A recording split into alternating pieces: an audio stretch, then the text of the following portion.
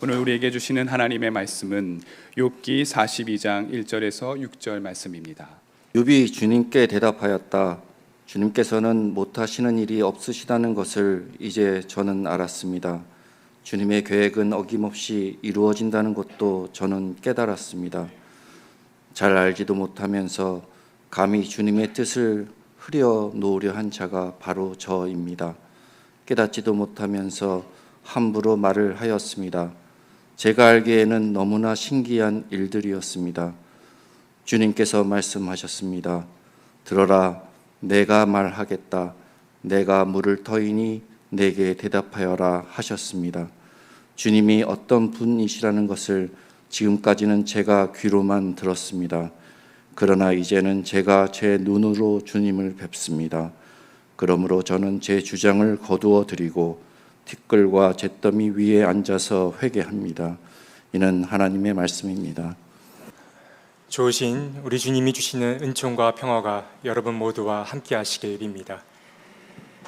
날이 참 무덥습니다. 이 무더위에 익숙해져도 혹은 당연하게 여겨도 안 되겠지만, 그럼에도 이 무더위가 여름철 우리를 찾아온 소중한 손님이라는 생각 또한 늘 하셨으면 좋겠습니다. 오늘의 말씀은 그리움에 관한 이야기를 나눠볼까 합니다. 이렇게 시간을 돌이켜보면 우리는 늘 뭔가를 떠나보내거나 또 떠나오면서 세월을 보내는 것 같습니다.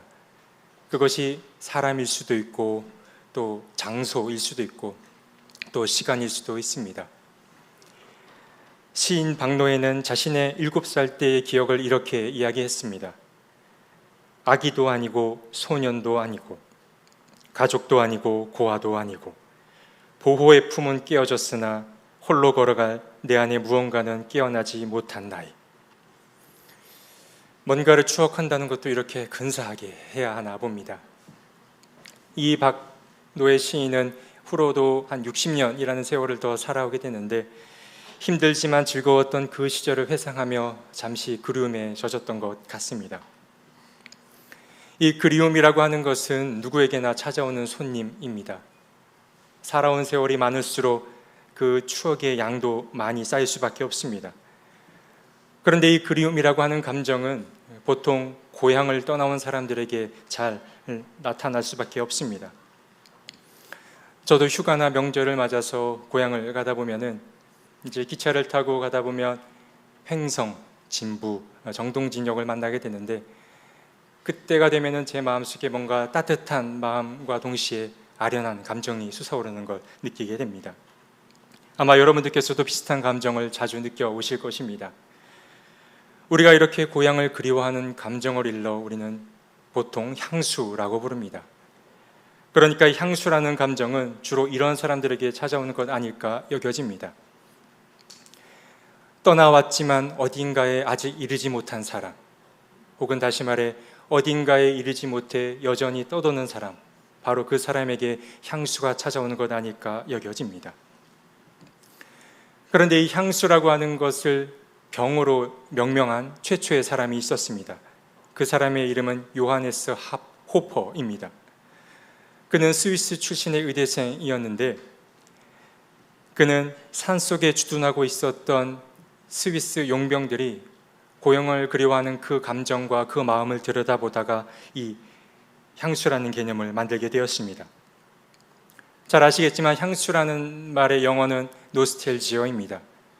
그런데 이 노스텔지어라는 이 말은 두 개의 단어가 합성되어서 만들어진 단어입니다. 귀환이나 귀향을 뜻하는 그리스어 노토스라는 말과 고통을 뜻하는 알구스라는 말이 합쳐져서 만들어진 단어입니다. 그러니까 이 노스텔지어라는 이 말은 해외에 파견된 군인이나 학생들이 고국을 그리워하는 그 열망 때문에 생긴 그런 질병을 뜻하는 것입니다. 사실 이러한 향수에 관한 이야기는 구약에서도 쉽게 찾아볼 수 있습니다. 출애굽기 16장의 말씀을 보면 이집트를 탈출한 우리 히브리 민족은 엘림을 떠나서 신광야에 이르게 됩니다. 그런데 광야에서의 생활이 길어지면 길어질수록 점점 먹을거리는 떨어져 갔고 또 새로운 먹거리는 찾기 힘들게 되었습니다. 그러자 그들은 원망할 대상을 찾게 되었는데 그들이 바로 모세와 아론이었습니다. 히브리 민족은 말하기를 차라리 우리가 이집트 땅 거기 고기 까마 곁에 앉아 배불리 음식을 먹던 그때에 누가 우리를 주님의 손에 넘겨주어서 죽게 했더라면 더 좋을 뻔하였습니다. 그런데 당신들은 지금 우리를 이 광야로 끌고 나와서 이 모든 회중을 다 굶어 죽게 하고 있습니다 라고 말했습니다. 과거는 늘 미화되기 마련입니다. 히브리 민족은 지금의 상황이 만족스럽지 못하자 과거 종살이하던 시절을 그리워하기 시작합니다. 사실 어찌 보면 이러한 반응은 아주 자연스러운 반응이라 할 수 있습니다. 이 히브리 민족은 그야말로 살던 곳, 다시 말해 이집트 땅은 떠나왔으나 앞으로 살아갈 곳, 그러니까 가나안에 아직 이르지 못한 민족이기 때문에 그러합니다. 그야말로 이 히브리 민족은 향수병에 걸린 민족이라고도 할 수 있습니다.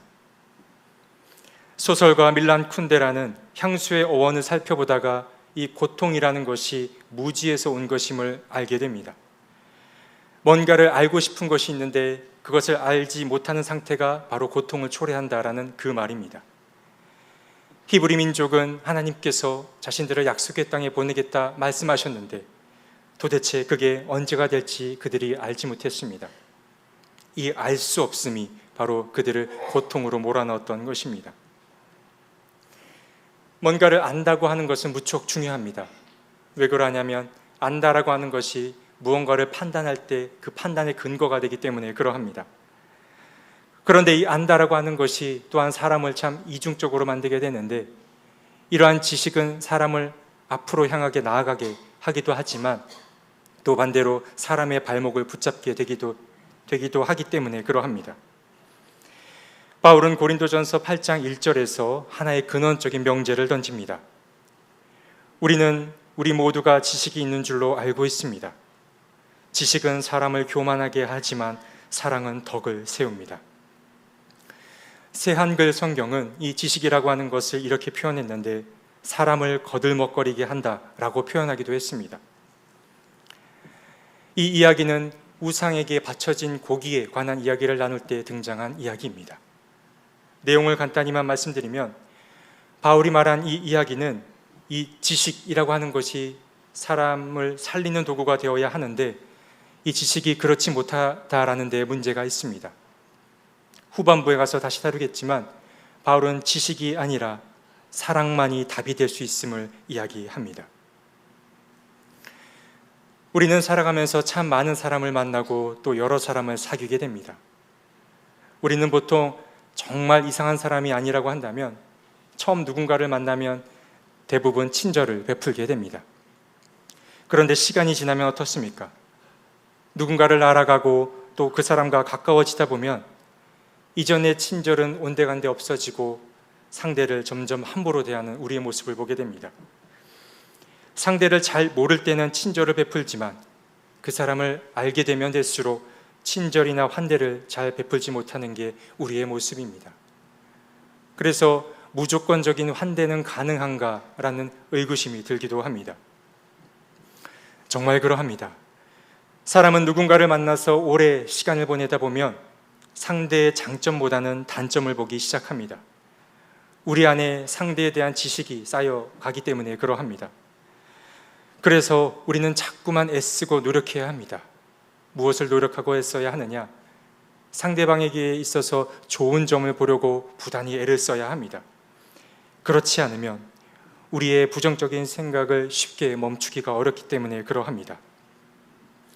그렇게 우리가 반드시 명심해야 될 부분이 있다면 그것은 대상이 누구이든 혹은 무엇이든 간에 모르는 부분을 늘 남겨둬야 한다라는 점입니다. 모르는 부분이 없어지는 그 순간 그 자리를 차지하게 되는 것이 바로 교만이기 때문에 그러합니다. 모르는 부분이 없어지면 그리움 또한 사라집니다. 그리고 그러한 그리움이 사라진 상태가 바로 교만한 상태인 것입니다. 우리는 어느 정도 그리움을 늘 안고 살아가야 합니다. 구약의 욥기라고 하는 책은 참 많은 내용을 담고 있는 책이지만 이 욥기라는 책 안에는 사람의 지식 혹은 알에 대한 이야기도 담겨 있습니다. 다시 말해 이 안다라고 하는 것에 관한 이야기가 이 책에 담겨 있는데요. 특별히 두 가지의 알에 관한 이야기가 담겨 있다고 볼 수 있습니다. 첫 번째는 욥을 다 안다라고 생각했던 그 세 친구의 알미였고, 또 다른 알은 하나님을 다 안다라고 여겼던 그 욥의 암이었습니다. 오늘 우리는 이 두 가지의 알에 관해서 이야기 나눠볼까 합니다. 욥기의 저자는 이 욥이라는 사람을 아주 구체적으로 설정해 두었는데, 이 욥은 하나님 앞에 거의 완벽에 가까운 사람으로 그려집니다. 그는 흠이 없고 정직하며 하나님을 경외하고 악을 멀리하는 사람이었습니다. 이처럼 완벽한 욥은 또한 물질 또한 풍부하였는데, 그에게는 7명의 아들과 3명의 딸이 있었고, 그는 재산 또한 무척이나 많았습니다. 양, 낙타, 소, 나귀, 가릴 것 없이 모든 것이 그의 소유였습니다. 그런데 더 놀라운 사실은 그런 그가 겸손하기까지 했다라는 사실입니다. 이쯤 되니 배가 아픕니다. 이 정도 되면은 얼굴이 좀 못나거나 혹은 유머 감각이 좀 떨어져야 배가 좀 덜 아플 것 같은데, 성경에 그런 부분은 등장하지는 않습니다. 아무튼 욥은 자녀들이 부지 중에 하나님께 범죄하였을까 하여서 자녀들을 대신해 번제까지 드리기도 하였습니다. 욥은 그야말로 신앙인들이 생각할 수 있는 가장 완벽하고 이상적인 형태의 그런 인물이었습니다. 그런데 그런 그를 절망에 빠뜨리는 일이 발생합니다. 욥을 시험해 보겠다라고 하는 사탄의 요구가 있었고, 하나님께서는 그 요구를 들어주십니다. 이제 사탄은 욥의 소유 한 가지를 빼앗아오기 시작합니다. 가장 먼저 사탄은 욥의 가축과 종을 빼앗아옵니다. 하루는 욥이 가족들과 식사를 하고 있는데 일꾼 하나가 찾아옵니다. 그리고 그가 말하기를 갑자기 스바 사람들이 찾아오더니 가축을 빼앗고 종들을 칼로 쳐서 죽였다라고 이야기했습니다. 이 스바 사람들은 곧 유목민을 가리킵니다. 이들은 매우 잔인하고 또 약탈을 일삼는 그런 민족이었습니다. 그런데 일꾼의 이 말이 다 마치기도 전에 또 다른 일꾼이 찾아옵니다. 그는 욥에게 말하기를 하늘에서 불이 떨어지더니 양떼와 목동들을 모두 살라버렸다라고 이야기했습니다. 욥은 아찔했습니다. 그런데 그게 끝이 아니었습니다. 또 한 명의 일꾼이 찾아오더니 갑자기 갈대아 사람들이 찾아와 낙타를 빼앗고 나머지 종들을 죽였다라고 이야기했습니다. 욥은 현기증을 느꼈습니다. 그런데 욥의 재앙은 여기서 끝이 아니었습니다. 욥이 제대로 숨도 쉬지 못하고 있었는데 갑자기 또 한 명의 일꾼이 찾아오더니 가장 충격적인 이야기를 들려줍니다. 갑자기 강풍이 불더니 집이 무너졌고 그로 인하여서 그의 자녀들이 모두 죽게 되었다라는 이야기를 건네주었습니다. 욥이 완벽에 가까운 사람이었다라고 한다면 이 욥에게 일어난 일은 완벽에 가까운 재앙이었다라고 볼 수도 있습니다. 해도 해도 너무 잔인한 일이 일어나고 만 것입니다. 욥은 단 하루 만에 자신의 모든 소유뿐만 아니라 가족들마저도 잃고 만 것입니다. 우리는 그가 겪은 상실과 절망을 다 안다라고 말할 수 없습니다. 욥은 엄청난 충격에 사로잡혔습니다. 그리고 그는 그 모습 그대로 주님 앞에 무릎을 꿇었습니다. 그러고는 차마 떨어지지 않는 입이지만 주님께 원망보다는 찬양을 올려드렸습니다. 이제 욥기 하면은 가장 유명한 구절 중 하나가 등장합니다. 모태에서 빈손으로 태어났으니 죽을 때에도 빈손으로 돌아갈 것입니다. 주신 분도 주님이시요 가져가신 분도 주님이시니 주님의 이름을 찬양할 뿐입니다. 욥은 깊고 깊은 절망 가운데에서도 한 줄기의 빛을 보려고 부단히 애를 썼습니다.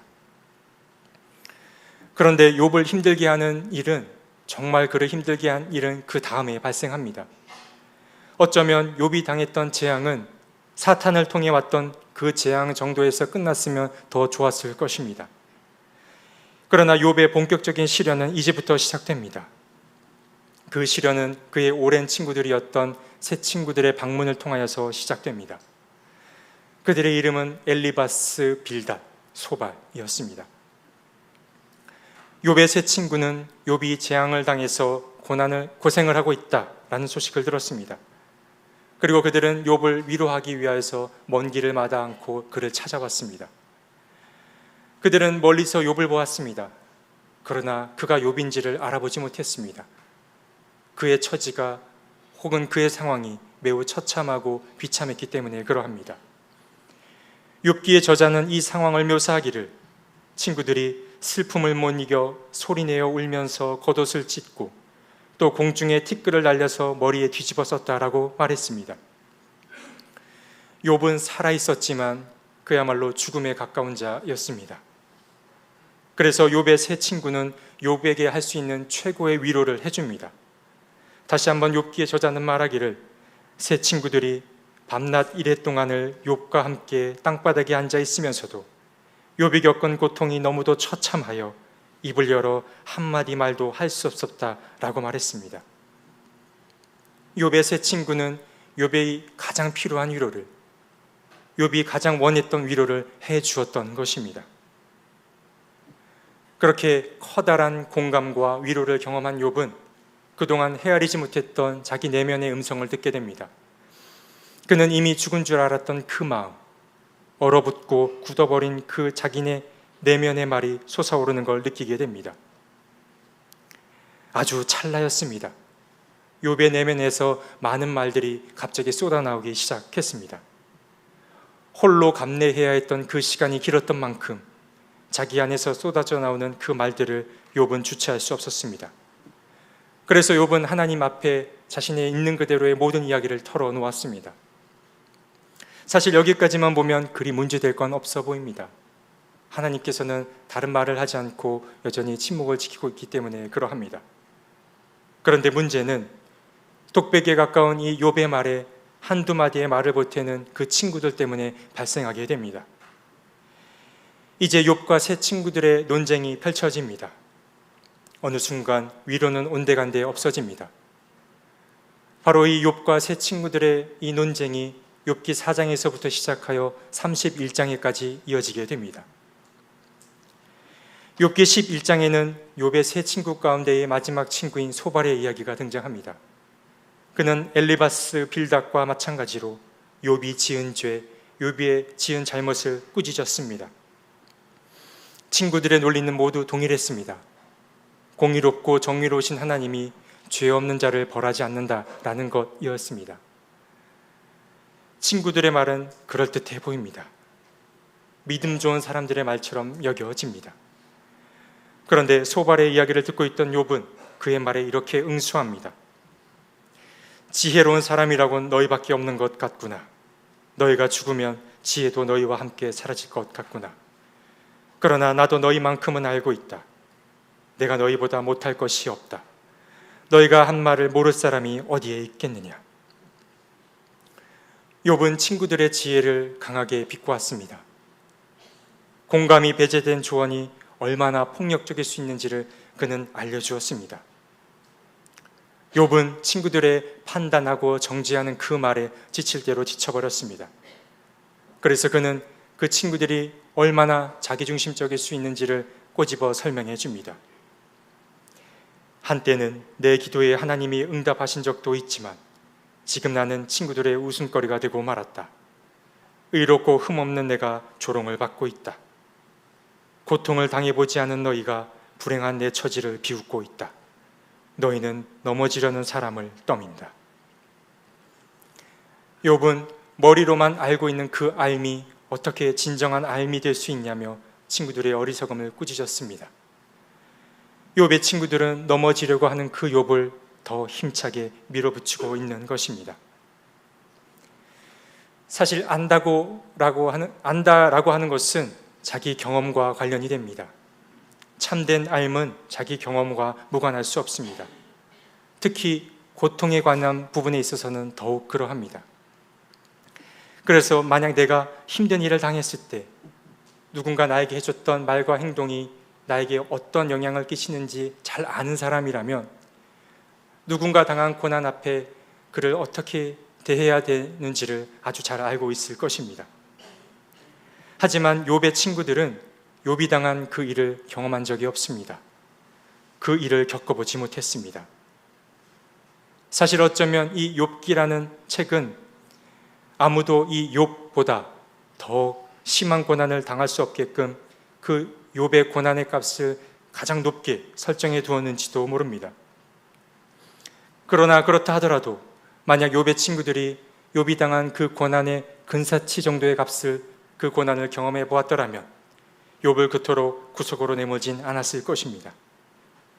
결국 경험과 공감이 부족했던 친구들은 욥의 고난을 자신들의 경험 안에서만 바라보게 되었고, 그러하기에 그들은 개의치 않고 욥을 재단하고 함부로 정죄할 수 있었습니다. 그래서 욥은 21장에 넘어와 이렇게 말합니다. 너희는 내 말을 건성으로 듣지 말아라. 너희가 나를 위로할 생각이면 내가 하는 말에 귀를 기울여라. 그것이 내게는 유일한 위로이다. 내게도 말할 기회를 좀 주어라.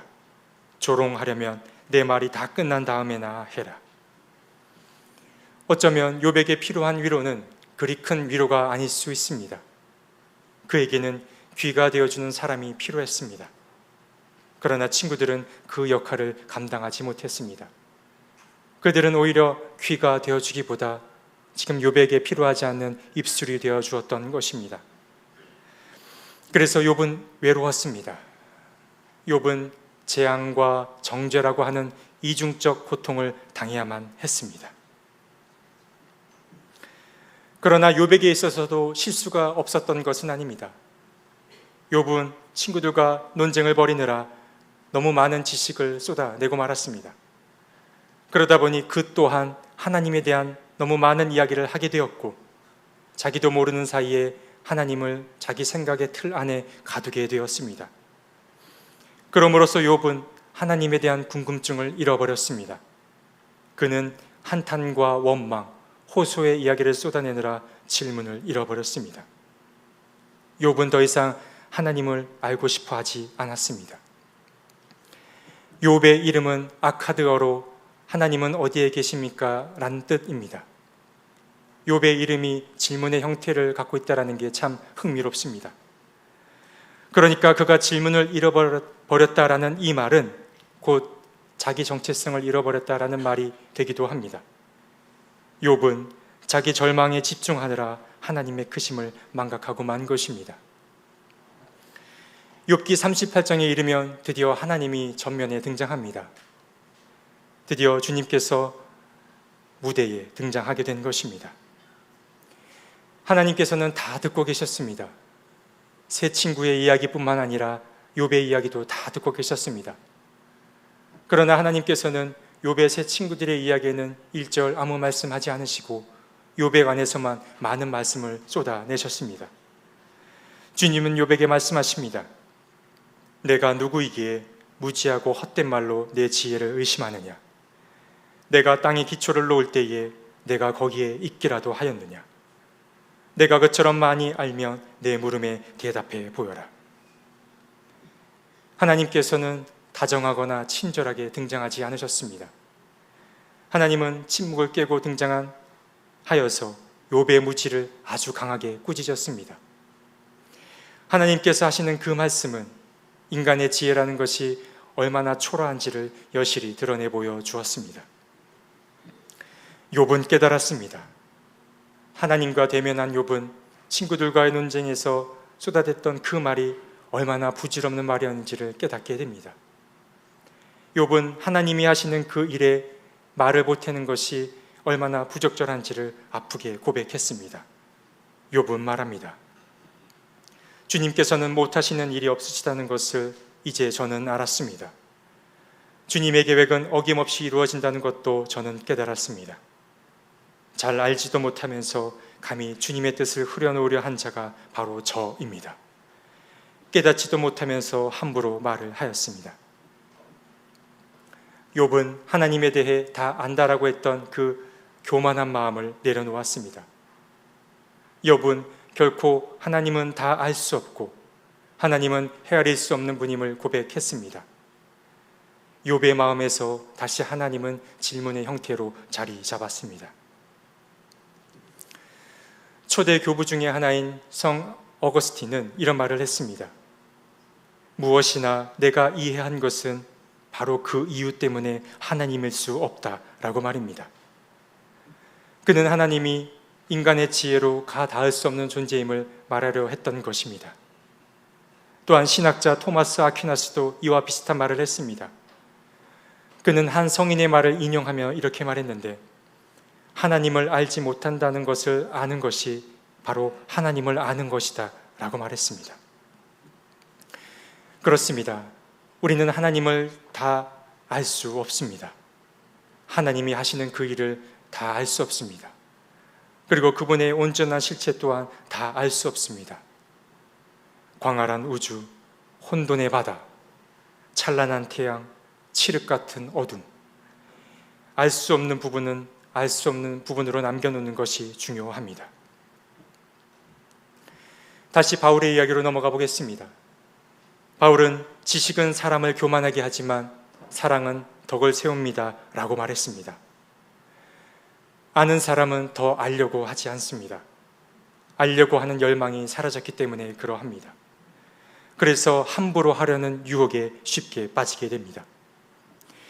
바울은 이 문장 뒤에 한마디 말을 덧붙이는데, 그는 자기가 무엇을 안다고 생각하는 사람은 아직도 그가 마땅히 알아야 할 방식대로 알지 못하는 사람입니다 라고 말했습니다. 바울은 뭔가를 알았다고 생각하는 사람은 마땅히 알아야 할 것을 모르는 사람이라고 말했습니다. 그러니까 여기서 말하는 마땅히 알아야 할 그것은 내가 뭔가를 알지 못하는 것 혹은 모른다라는 무지에 대한 자각이 아닐까 생각해 봅니다. 사랑이라고 하는 말이 참 무용한 시대가 되었습니다. 그러나 우리는 다시 한번 사랑을 논해야 합니다. 문학평론가인 황현산 선생은 어린 왕자라는 소설을 두고 이런 말을 했습니다. 어린 왕자가 길고 긴 편력 끝에 자신의 순수함을 지불하고 얻은 그 소득을 그는 이렇게 묘사했습니다. 세상은 사랑으로 가득 차 있는 것이 아니라 사랑이 요청되는 사막이며, 그 사랑은 긴 시간을 거쳐 공들여 만들어져야 한다라는 말이었습니다. 사랑은 덕을 세웁니다. 사랑은 사람을 바로 세워줍니다. 누군가를 다 알았기 때문에 사랑하는 것 아닙니다. 하나님 사랑과 이웃 사랑은 하나님께서 우리에게 내리신 지상 명령입니다. 사랑에는 반드시 노력이 필요합니다. 욥은 끝끝내 고난과 재앙의 의미를 발견하지 못했습니다. 그가 깨달은 바는 고통의 의미를 찾는 일의 무의미성이었습니다. 욥이 자기의 속내를 걷어들이고 하나님의 말씀을 따르고자 할 때, 바로 그때 하늘의 보상이 주어졌습니다.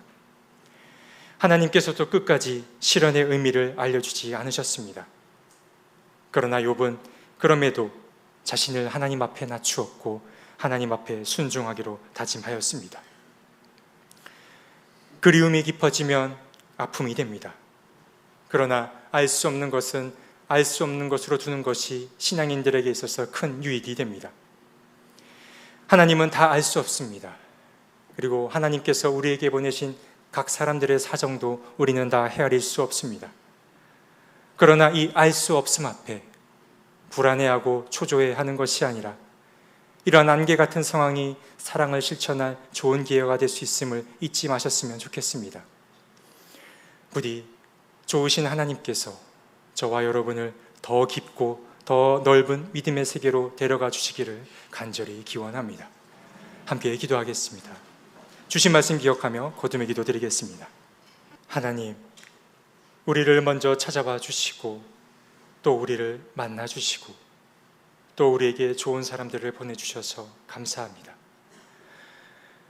그러나 몸을 입고 사는 우리는 여전히 불완전하여서 자주 넘어지고 자주 비틀거립니다.